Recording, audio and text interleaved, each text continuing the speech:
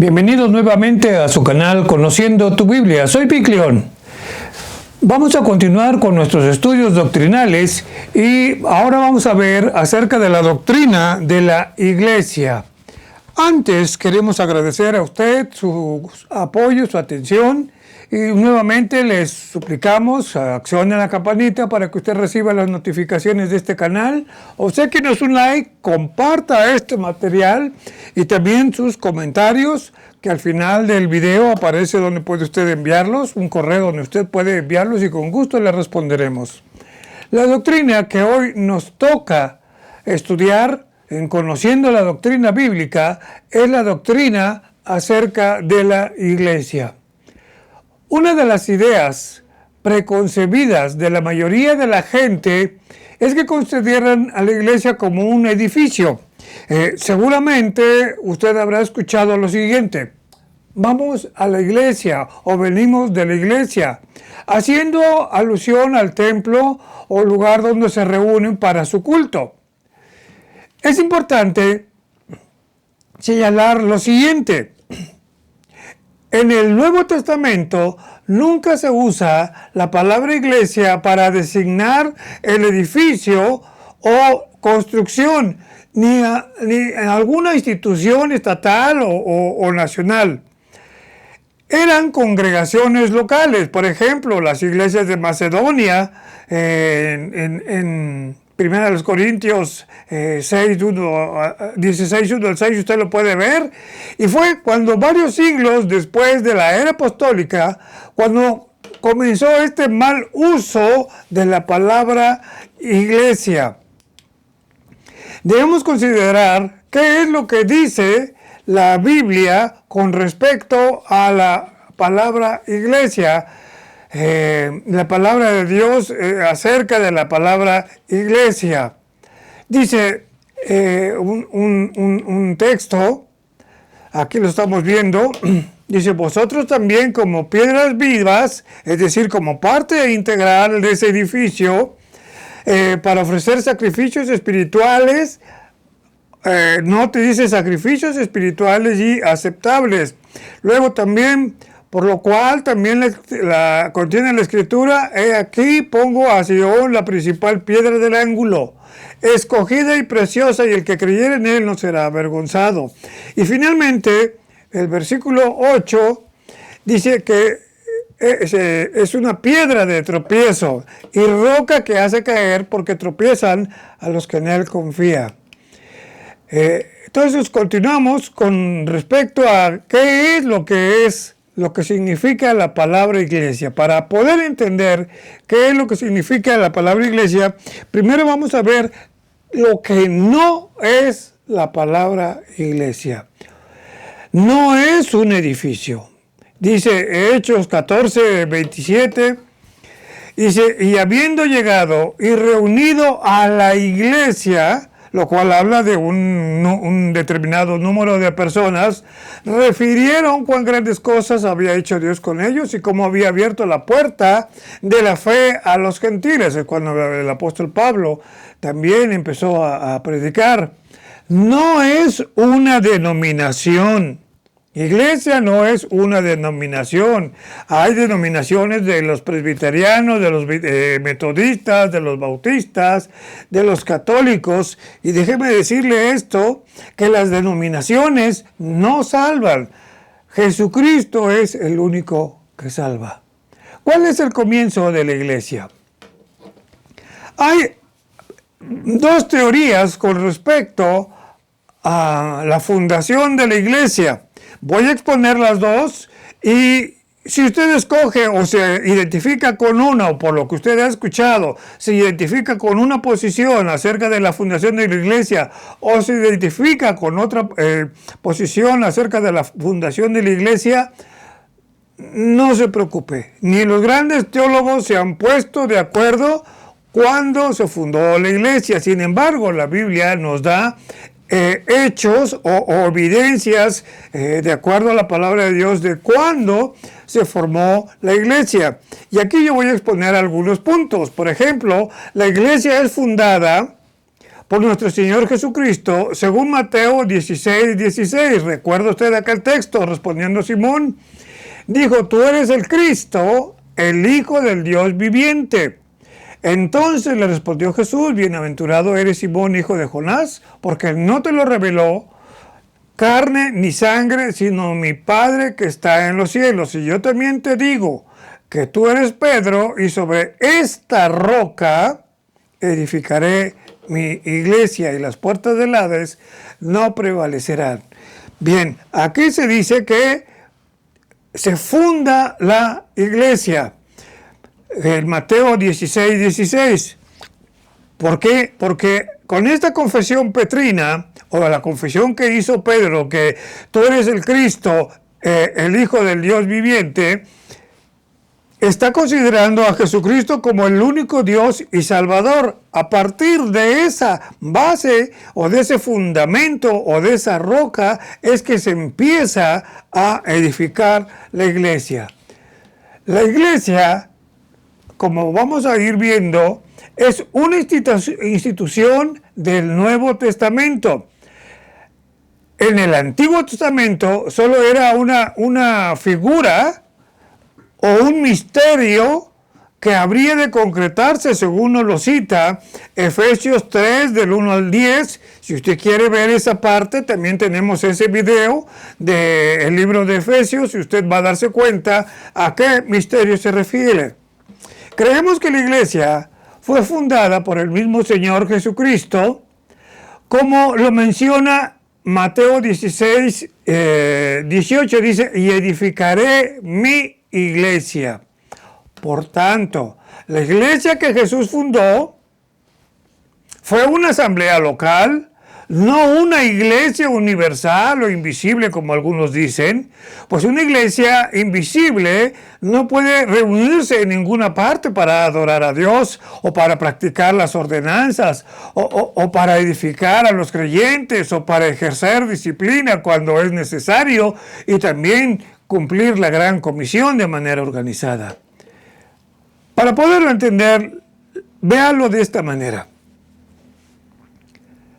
Usted que se reúne en el templo, o donde usted se congrega en ese templo, seguramente alrededor existen otras iglesias cristianas. Sin embargo, y lo más probable es que usted no los conozca, o no conozca a muchos de ellos que están cerca de su iglesia, mucho menos saber los planes, o si alguien fue disciplinado, o cómo están ejerciendo sus ministerios, o si tienen la doctrina correcta. Y al no saberlo, entonces se pierde el concepto de universalidad. Existe otra religión así llamada, que se rige de una manera mundial, y donde reportan todos sus feligreses a una sola persona. Usted sabe a quién me refiero. Entonces, ¿qué es una iglesia? En concreto, es una definición, si usted quiere, técnica, pero que dice mucho de lo que es acerca de la iglesia. La iglesia es un grupo de personas creyentes en Cristo Jesús, salvos por gracia, bautizados bíblicamente por inmersión en el nombre del Padre y del Hijo y del Espíritu Santo, unidos bajo un pacto para la adoración a Dios, la comunión entre creyentes y la edificación de los creyentes, para celebrar las dos ordenanzas que son el bautismo y la Santa Cena, para alcanzar al mundo con la predicación del Evangelio, y que además está bajo la autoridad suprema de Cristo, cuya regla de fe y práctica de esta iglesia es la Biblia, y cuyos oficiales son pastores y diáconos. La iglesia se sostiene por medio de diezmos y ofrendas. La palabra de Dios entonces nos muestra que la iglesia empezó, aquí es donde entra la primera posición con respecto al establecimiento de la iglesia. Nos muestra que la iglesia comenzó antes de Pentecostés. Tenga paciencia, ahorita vamos a poner esto. También la época de Pentecostés. Y ahí usted va tomar su decisión hacia dónde se inclina. Después de que Jesús pronunció las palabras registradas en Mateo 16, 16, 18, donde le dice: tú eres Pedro y sobre esta piedra edificaré mi iglesia. Entonces, ¿cuáles son las evidencias de pensar así? ¿Por qué pensar de esta manera? De que la iglesia empezó antes de Pentecostés. Bien, mire usted, tenían las cosas esenciales, aquellos cristianos de la época del Señor Jesucristo, tenían las cosas especiales o esenciales para constituir una iglesia. ¿Qué son esas cosas? O esos elementos necesarios. Tenían el Evangelio. Así de sencillo. La palabra predicada, Jesús mismo era el Evangelio. La palabra predicada. Por eso el Señor Jesús en Juan 14, 21 les dice: el que tiene mis mandamientos y los guarda, ese es el que me ama. Y el que me ama será amado por mi Padre. Y yo lo amaré y me manifestaré a él. Entonces vemos que aquí tienen el Evangelio. También eran bautizados. Usted lo recuerda. Cuando dice Juan 4 del 1 al 2, dice: cuando pues el Señor entendió que los fariseos habían oído decir: Jesús hace y bautiza más discípulos que Juan, aunque Jesús no bautizaba, sino sus discípulos. Entonces vemos aquí, tienen el Evangelio, practicaban la ordenanza del bautismo, también estaban organizados. Ese grupo de pioneros de la iglesia estaban organizados. Dice Marcos 6, del 7 al 11, dice: después llamó a los 12 y comenzó a enviarlos de dos en dos. Ahí está una de las funciones de la iglesia. La otra parte que nos habla del inicio de la iglesia es de que les dio autoridad sobre los espíritus inmundos y les dijo: donde quiera que entren en una casa, posad en ella hasta que salgan de aquel lugar, y si en algún lugar no los reciben ni los oyen, salgan de allí, sacudan el polvo que está debajo de sus pies para testimonio a ellos, y de cierto os digo que el día del juicio será más tolerable el castigo para los de Sodoma y Gomorra que para aquella ciudad que ha rechazado la predicación del Evangelio. Tenían, ese grupo que iniciaba, tenían a Cristo como cabeza. Juan 5:24 le dice: de cierto les digo, viene la hora, y ahora es cuando los muertos oirán la voz del Hijo de Dios, y los que la oyeren vivirán. Entonces tenían a Cristo como cabeza y escuchaban la palabra de Dios. Tenían las ordenanzas. Esto es bien importante. Ya vimos que ellos bautizaban. Ahora la otra parte es tenían el momento del partimiento del pan. Mateo 26, 29. Cuando el Señor les dice: les digo que desde ahora no beberé más del fruto de la vid hasta aquel día en que lo beba nuevo con ustedes en el reino de mi Padre. También en Juan 4:2 nos lo dice. Tenían la gran comisión. Este grupo también tenía la gran comisión. ¿Cómo lo sabemos? En la época del Señor Jesucristo, el Señor mismo les dice que tenían que salir a predicar. Y aquí tenemos el ejemplo en Lucas 10, versículo 1. Después de estas cosas designó el Señor también a otros 70. Vea usted que ya estamos hablando de un buen número, 70 personas que estaban con el Señor Jesucristo, a quienes envió de dos en dos delante de él a toda ciudad y al lugar donde él había de ir. Luego, versículo 8, en cualquier ciudad donde entren y lo reciban, coman lo que les pongan delante, y sanan a los enfermos que en ella haya, y decirles: se ha acercado a ustedes el reino de Dios. Si se dan cuenta, si ustedes han seguido detenidamente, tienen todos los elementos que constituye una iglesia. Otro elemento que la consideran como iglesia, que es dentro de una iglesia, celebraban una reunión o tenían sus reuniones para tratar asuntos. Aquí tenemos el caso de Hechos 15, 1:15 al 26. Dice, en aquellos días Pedro se levantó en medio de los hermanos y los reunidos eran como 120 en número. Note por favor esta cantidad de personas, 120 en número. Estamos hablando ya de una congregación que ya cuenta. Y versículo 1:16, varones hermanos, era necesario que se cumpliese la escritura en que el Espíritu Santo habló antes por boca de David acerca de Judas, que fue guía de los que prendieron a Jesús, porque está escrito en el libro de los Salmos, sea hecha desierta su habitación y no haya otro que more en ella y tome otro su oficio. Aunque aquí humanamente se adelantaron y ellos eligieron, el grupo de estos cristianos de 120 eligieron a Matías.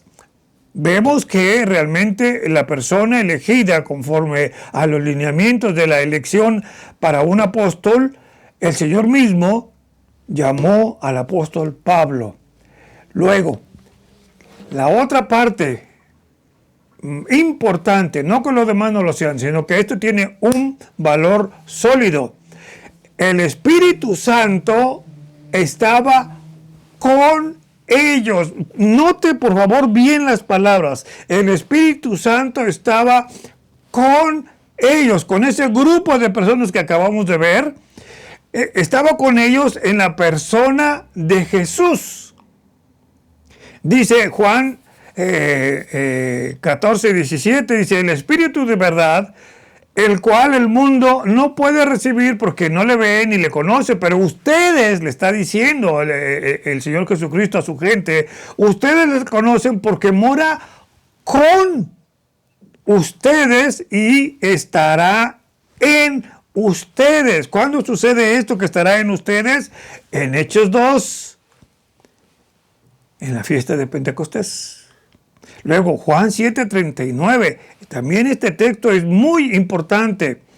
Esto dijo Jesús, Juan 7:39, esto dijo el Espíritu que habían de recibir los que creyesen en Él, pues aún no había venido el Espíritu Santo porque Jesús no había sido aún glorificado. Entonces, tiene todos los elementos, este grupo, esta iglesia incipiente, pequeña, pero al fin iglesia, todos los elementos para considerarse iglesia. En el texto de Mateo 18, 17 al 18, se menciona a la iglesia como ya existente. Si usted vio Mateo 16, dice, sobre esta roca edificaré mi iglesia, y ahora ya hay un problema, donde hay problema entre hermanos, cuando le dice, déjeme ir al texto para que usted lo escuche bien, Mateo 18, del 16, dice, o el 15, por tanto, si tu hermano peca contra ti, ve y repréndele, estando tú y él solo. Si te oyere, has ganado a tu hermano. Estamos hablando de un conflicto entre hermanos dentro de la congregación. Si no te oyere, toma a uno contigo o a dos, para que en boca de 2 o 3 testigos conste toda palabra. Si no los oyere a ellos, dilo a la iglesia. Entonces, Mateo 18 me está diciendo que ya existía la iglesia. Y dice todavía, si no oyere, tenlo por gentil y publicano. Y todavía le dice, para rematar el 18, 18 y 18. De cierto les digo que todo lo que aten en la tierra será atado en el cielo, y todo lo que desaten en la tierra será desatado en el cielo. Estamos hablando de un buen tiempo después, entre el capítulo 16 y el capítulo 18, algunos teólogos o comentaristas de la Biblia dicen que probablemente haya pasado ya un año entre lo que sucedió en Hechos 16 y lo que está sucediendo aquí en Mateo 16 y aquí en Mateo 18. Y luego, de acuerdo a Hechos 2, versículo 1 y 41, mire lo que dice Hechos 2, 1. Cuando llegó el día de Pentecostés, estaban todos unánimes. ¿Quiénes son todos? Esa pequeña iglesia. Y se añadieron a una iglesia que ya existía, según Hechos 2:41, que nos dice, se reunieron como 5,000 personas. Entonces, si la iglesia no existió antes de Pentecostés, entonces la gran comisión que fue dada en Mateo 28:18, ¿para quién fue? Si la iglesia, como dicen algunos, que no existió antes de Pentecostés, entonces la cena del Señor, que celebró el Señor Jesucristo y que dijo, haced esto en memoria de mí, ¿para quién fue? Cuando dice en Mateo 26:28, porque esto es mi carne del nuevo pacto que por muchos es derramada, está hablando en un hecho continuo para remisión de los pecados. Entonces, si sucedió esto, ¿para quién fue? Para la iglesia. Y aquí viene lo interesante. ¿Cómo conciliamos entonces Mateo 16 al 18, cuando dice, tú eres Pedro y sobre esta roca edificaré la iglesia? Y también en el libro de Hechos 2, cuando desciende el Espíritu Santo en forma de lenguas de fuego sobre las personas. ¿Cómo conciliamos este hecho? El libro de Hechos, el pasaje de Hechos 2, algunos lo consideran, como lo dije hace un momento, el inicio de la iglesia. Sin embargo, personalmente, creo que lo que hizo el Espíritu Santo en ese momento es autenticar o autentificar la iglesia. Hacerlo públicamente lo que ya existía, la iglesia. Esto era con base a lo que hemos dicho de que era necesario que existiera este grupo de cristianos para que el poder del Espíritu Santo se manifestara en ese grupo de cristianos, que usted lo ve cuando dice Hechos 2:1, cuando llegó el día de Pentecostés, estaban todos juntos, unánimes, es decir, como un cuerpo. Y de repente vino del cielo un estruendo como un viento recio que soplaba, el cual llenó toda la casa donde estaban todos sentados, y se les aparecieron lenguas repartidas como de fuego, asentándose sobre cada uno de ellos, y fueron todos llenos del Espíritu Santo. ¿Se acuerda aquel texto de Juan 7 y de Juan 14?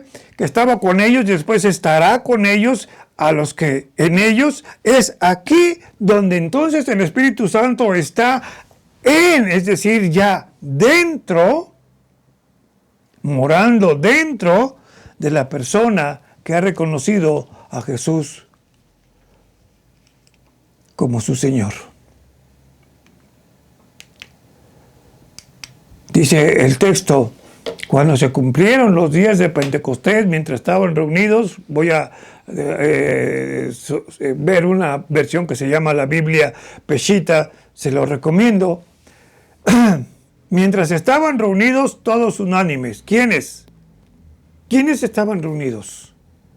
La iglesia, la pequeña iglesia naciente, incipiente, si usted quiere, sí, pero finalmente es una iglesia. Recordemos también lo que dice Jesús y que está consignado en Juan 14, El 17 dice, el Espíritu de verdad, el cual el mundo no puede recibir porque no le ve ni le conoce, pero ustedes sí le conocen porque mora con ustedes cuando estaba Jesús con ellos. Y luego dice el Señor Jesucristo en Juan 14, 17, y estará en ustedes.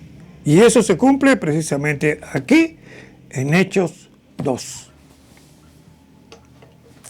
A partir de entonces, el Espíritu Santo mora en el corazón de los creyentes. Y también vemos en Hechos 1:8 el mismo Señor Jesucristo que les hace la promesa a esta pequeña iglesia, a esta iglesia naciente, que pronto recibirían el Espíritu Santo. Dice en el libro 1:8 de Hechos, dice, pero recibiréis poder, fíjese bien, cuando haya venido sobre vosotros, ¿sobre quién? Sobre la iglesia.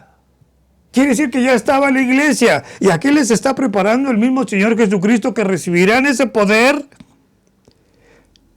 el Espíritu Santo. Y ya cuando tengan el Espíritu Santo, les dice en Hechos 1:8, me van a ser testigos en Jerusalén, en Judea, en Samaria y hasta lo último de la tierra. ¿A quién le está diciendo esto? A la iglesia. Así como usted lo oye, es la iglesia. En Hechos 2 ya llega entonces el Espíritu Santo para morar dentro de las personas que reconocen a Jesucristo como su Salvador.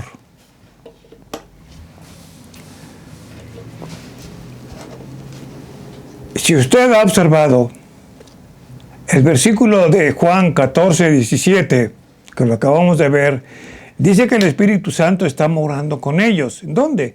En la persona de Jesús. También dice que en su momento el Espíritu Santo estará dentro de los que creen en Cristo como su Salvador. Estará dentro de ellos. Ahora, analice por favor este mismo versículo en las siguientes versiones. Estoy hablando de Juan 14, 17. La Biblia al día, la versión de la Biblia al día. Miren lo que dice la versión de la Biblia al día con respecto a Juan 14, 17. Dice, el Espíritu que conduce a la verdad, el mundo no lo puede recibir porque no lo busca ni le reconoce. Pero ustedes sí, le está hablando a su gente el Señor Jesucristo, porque Él vive con ustedes ahora y algún día estará en ustedes. ¿Se da cuenta de lo que está sucediendo aquí? ¿A quién le está diciendo esto el Señor Jesucristo? A su iglesia. Luego, la nueva traducción viviente dice, me refiero al Espíritu Santo quien guía toda la verdad. El mundo no puede recibirlo porque no lo busca ni lo reconoce, pero ustedes sí lo conocen. ¿A quién se está refiriendo ustedes? A su iglesia. Porque ahora Él vive con ustedes y después estará en ustedes. Interesante. Más adelante, Jesús mismo les indica que es necesario, en Juan 16:7, que es necesario que Él se vaya, es decir, recuerden Hechos 1:8, está pesada esta doctrina, pero por favor ponga atención, es necesario que Él se vaya, porque si no se va, entonces no vendría el Espíritu Santo a morar en los creyentes. Mire lo que dice Juan 16:7, pero yo les digo la verdad, les conviene que yo me vaya, porque si no me voy, el Consolador, o el Espíritu Santo, o el Parácletos, no vendría a ustedes, mas si me fuere, se los voy a enviar. ¿A quién está diciendo esto? A su iglesia. No es el propósito de esta enseñanza generar controversias y generar disensiones y discusiones o imponer una doctrina o una posición doctrinal personal.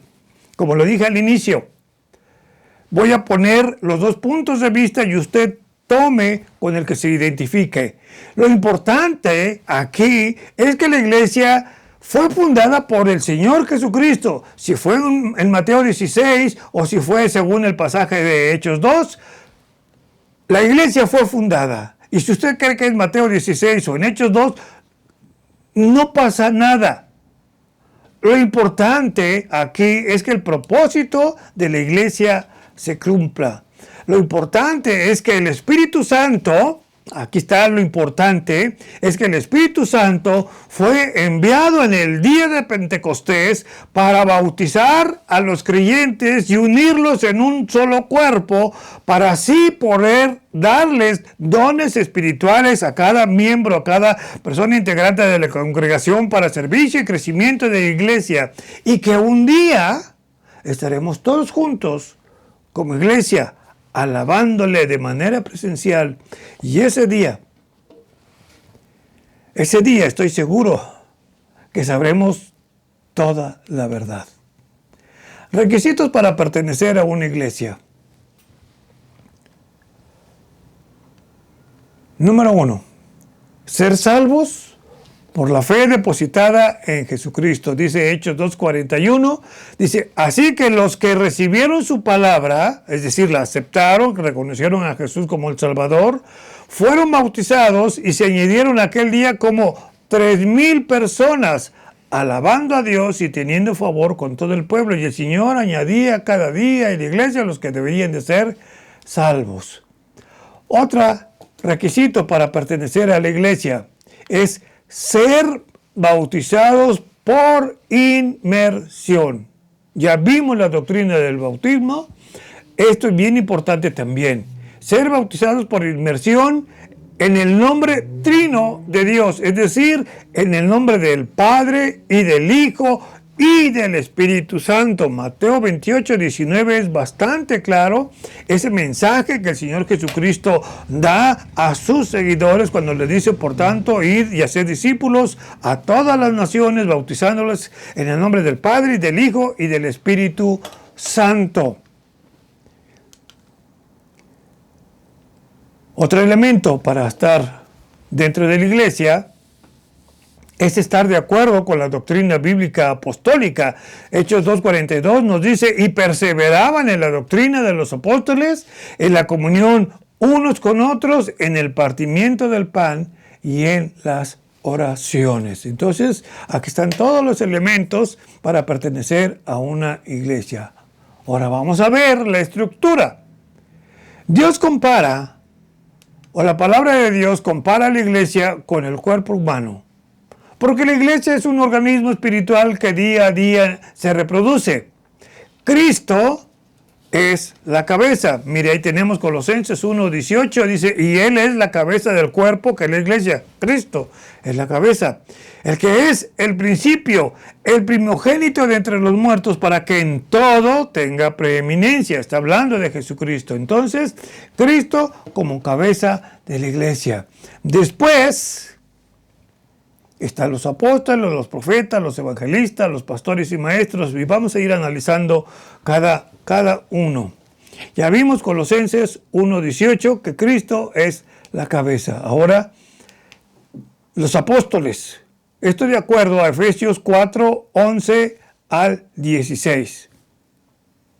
Los apóstoles de hoy son los misioneros. Aquellas personas que son enviadas por la iglesia a otros lugares para iniciar nuevas iglesias. La palabra apóstol significa enviado. Jesucristo mismo fue un apóstol, enviado por nuestro Dios para predicar la palabra de Dios. Dice Romanos 10:15, ¿y cómo predicarán si no fueren enviados? Y como está escrito, cuán hermosos son los pies de los que anuncian la paz, de los que anuncian buenas nuevas. Y luego tenemos a los profetas. Los profetas de hoy son aquellos quienes Dios les ha dado la capacidad de predicar las palabras las verdades de su palabra a la congregación. Dice 2 de Timoteo 4:2, que prediques la palabra, que instes a tiempo y fuera de tiempo, redarguye, reprende, exhorta con paciencia y doctrina. Es lo que estamos ahorita estudiando, doctrina. Aquí hago un paréntesis, que también ya hay un video que ya hace tiempo subimos con respecto a los nuevos apóstoles y los nuevos profetas. Si usted quiere saber más de estos, vea por favor ese video, que lo tenemos ya también en el canal.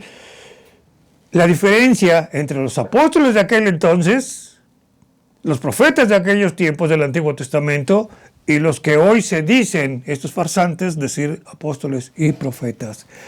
Entonces también tenemos a los evangelistas. Los evangelistas son estos varones a quienes Dios llamó y capacitó para hacer la labor de predicar el evangelio, trayendo a la gente a salvación.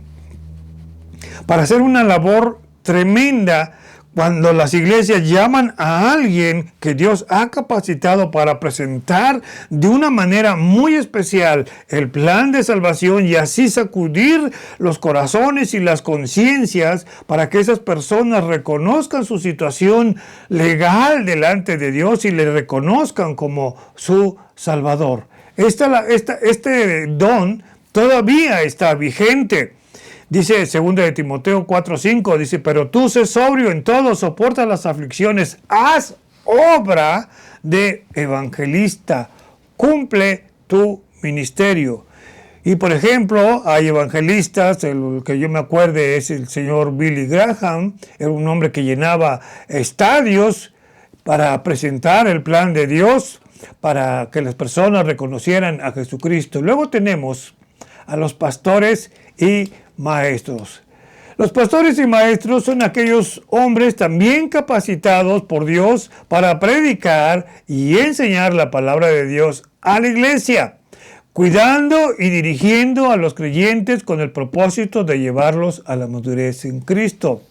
En este caso, son los pastores quienes tienen prioritariamente la tarea de perfeccionar a los santos. Ahora, aquí hay algo interesante.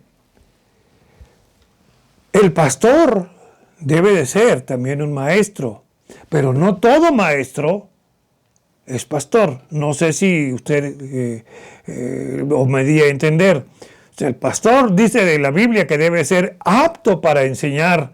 O sea, no tan solo conocimiento, sino que apto para enseñar. Entonces, un pastor puede ser maestro y debe ser maestro para poder predicar y enseñar la palabra de Dios. Pero no todo maestro, dentro de las iglesias hay maestros, pero no todo maestro es pastor. Los pastores son quienes, en este caso, lo dije hace un momento, tienen la tarea de perfeccionar a los santos. Dice Primera de Pedro 5:2, dice, apacentad la grey de Dios que está entre ustedes, cuidando de ella, no por fuerza, sino voluntariamente, no por ganancia deshonesta, sino con ánimo pronto, no como teniendo el señorío sobre los que están a tu cuidado, sino siendo ejemplo a la grey. Y después, en ese orden, están los santos. Son los cristianos, miembros de una iglesia, pero en especial aquellos que se han consagrado a Dios, apartándose de las cosas de la mundanalidad, que son fieles a Dios, que buscan ser perfeccionados y hacer la obra del ministerio, procurando la edificación de la iglesia. Y dentro de este grupo también se encuentran los diáconos. Efesios 4:12 nos dice, a fin de perfeccionar a los santos para la obra del ministerio, para la edificación del cuerpo de Cristo. Aquí tenemos esta diapositiva, no se logra ver muy bien. Tenemos a Cristo, apóstoles, profetas, evangelistas, pastores. Aquí están.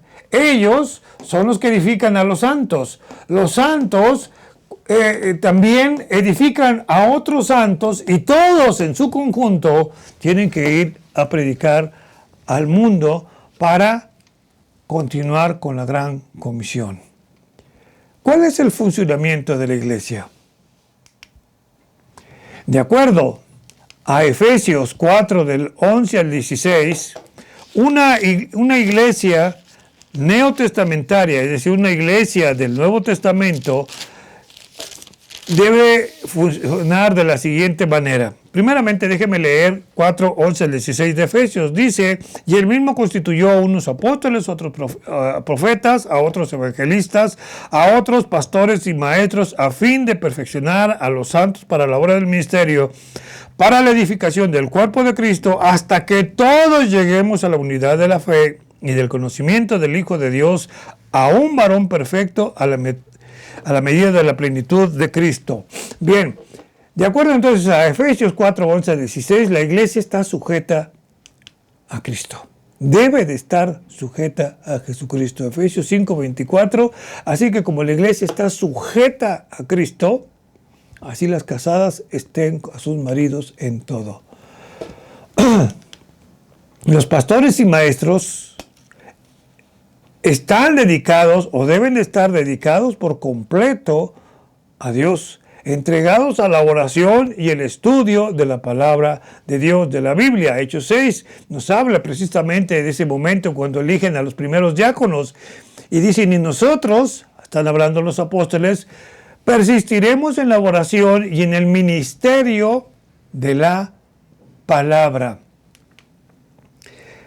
Es decir, que todos estos varones se encargan de perfeccionar a los santos, es decir, a la iglesia, a través del ejemplo, a través de la enseñanza de la palabra de Dios. Por eso le dice, en 2 de Timoteo 2:2, Pablo le dice a Timoteo, lo que has oído de mí ante muchos testigos, esto encarga a hombres fieles que sean idóneos para enseñar también a otros. ¿Quiénes son otros? Los santos. Y quienes estos a su vez van a hacer la obra del ministerio enseñando la palabra de Dios a otros, cumpliendo con una labor general definida como la ayuda y edificación mutua de unos a otros. En el libro de Hebreos 3:13 dice, antes exhortaos unos a otros cada día, entre tanto que se dice hoy, para que ninguno de ustedes se endurezca por el engaño del pecado. Y también con una labor específica definida por los dones y habilidades con los que el Espíritu Santo los ha capacitado. Dice 1 de Pedro 4:10, cada uno según el don que ha recibido, ministrelo a otros como buenos administradores de la multiforme gracia de Dios. Así entonces, juntos realizaremos la gran comisión, alcanzar al mundo perdido para Cristo. Por eso nos dice en el libro de textos de Hechos 1:8, pero recibiréis poder cuando haya venido sobre vosotros el Espíritu Santo, y me serán testigos en Jerusalén, en Judea, en Samaria y hasta lo último de la tierra.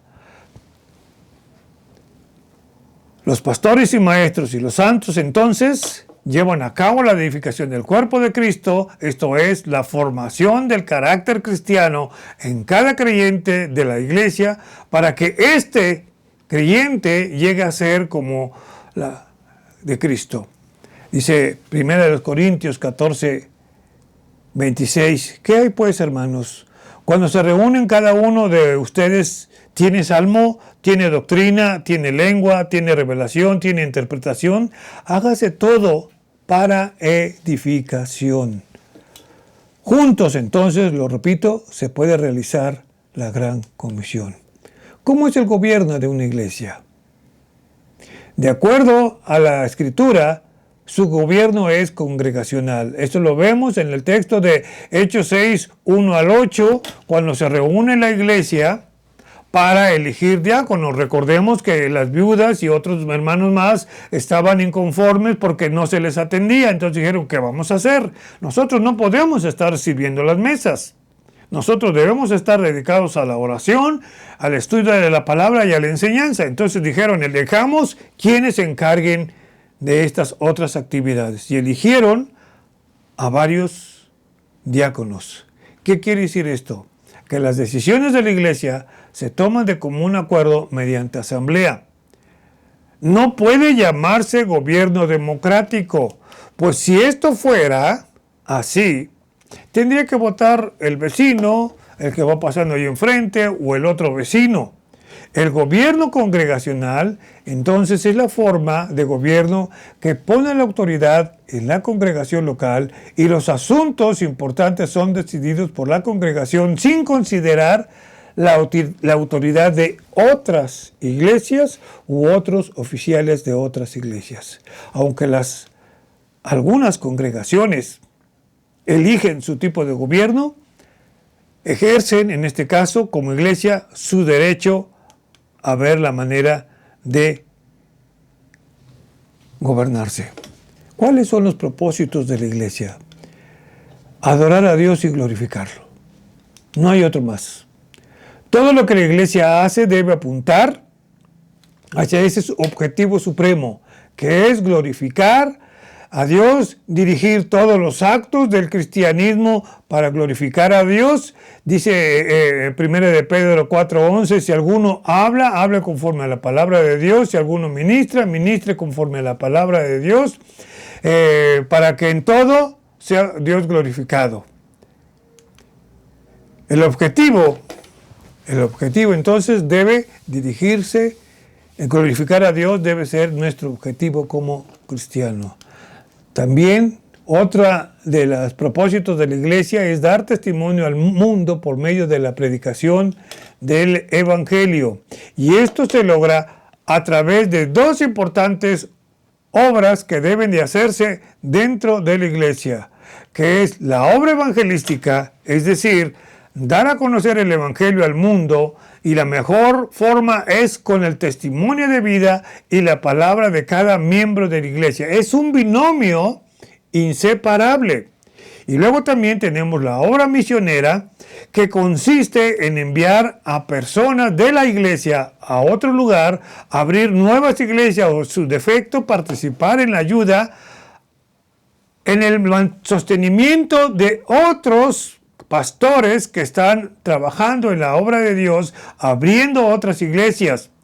Yo he sabido, incluso usted lo puede constatar, hay iglesias que se juntan para enviar a uno solo. Es válido.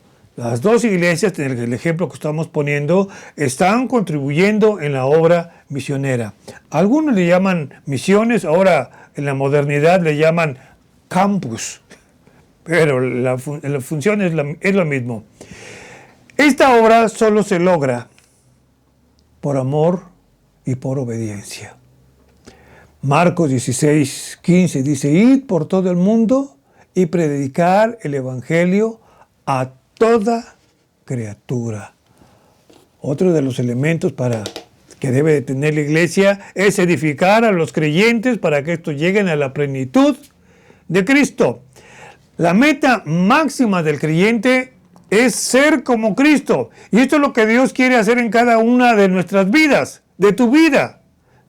Cada cristiano tiene la responsabilidad de crecer y hacer crecer en la fe a otros. Efesios 4:11 nos lo dice en el cuerpo, sino que siguiendo la verdad en amor, 4:15 de Efesios, crezcamos en todo en aquel que es la cabeza, esto es Cristo. Cada cristiano entonces tiene la responsabilidad de crecer y hacer crecer a otros en la fe. Como lo dijo Timoteo 2:2, segundo de Timoteo 2:2, lo que has oído de mí ante muchos testigos, esto encarga a hombres fieles que sean idóneos. También la comunión de unos con otros. Aquí hay algo interesante. Uno de los grandes problemas en las iglesias es la desunión. Tristemente, las iglesias cristianas crecen en número no por suma o por multiplicación, sino por divisiones. Ya no estoy a gusto, me voy, hago mi iglesita y los que me quieren seguir. Y así se van haciendo más y más iglesias. Desgraciadamente es por división. Es por eso que debemos amarnos con ese amor ágape que Cristo demostró a sus discípulos.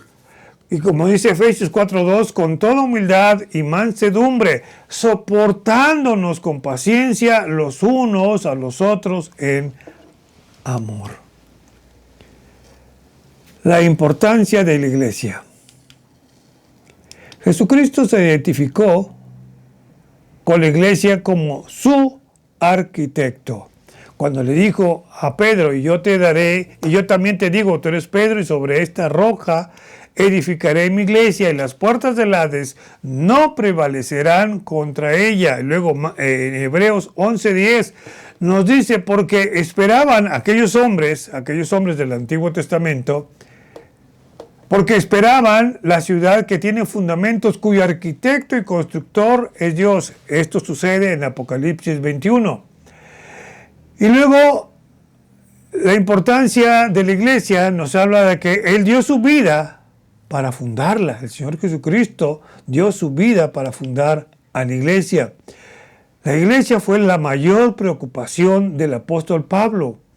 El cuidado de la iglesia fue algo que le preocupó siempre al apóstol Pablo. Dice 2 Corintios 11:28, dice, y además de otras cosas, lo que sobre mí se agolpa cada día, la preocupación por todas las iglesias. La iglesia es el organismo espiritual con el que Dios está tratando hoy día y a quien dio toda la autoridad. Por eso en Mateo 18, 17 y 18 dice, si no lo oyere a ellos, dilo a la iglesia, y si no oyere a la iglesia, tenle por gentil y publicano, es decir, separa a esa persona rebelde. Y lo que tú estás haciendo con esa persona rebelde, o es atado o es desatado en el cielo. Bien, hasta aquí llegamos con esta enseñanza, la primera parte acerca de la iglesia. Una vez más les pedimos que nos dejen sus comentarios para nosotros responderle sus dudas con respecto a la doctrina de la iglesia. Y continuamos con la segunda parte el siguiente domingo, si Dios lo permite. Muchas gracias por su atención y que Dios le bendiga.